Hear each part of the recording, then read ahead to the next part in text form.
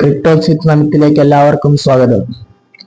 IPL ഇപ്പോ ചെന്നൈ ഇന്നലെ പൊട്ടി.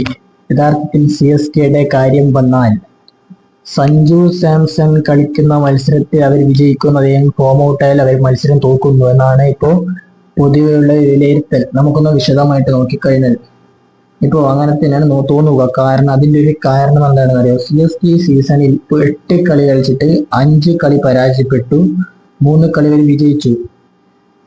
ഈ 3 കളി വിജയിച്ച കളി സഞ്ജു എടുത്ത സ്കോർ എത്രയാണ്? 264 റൺസ് ആണ് സഞ്ജു അടിച്ചത്. അതായത് ഏവറേജ് 264 തന്നെയാണ്.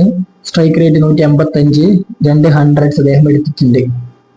അപ്പൊ ഈ പരാജയപ്പെട്ട 5 കളി, ഈ 5 കളിയിൽ അദ്ദേഹം അടിച്ച സ്കോർ എത്രയാണ്? 40 റൺസാണ് അദ്ദേഹം 5 കളി എടുത്തത്.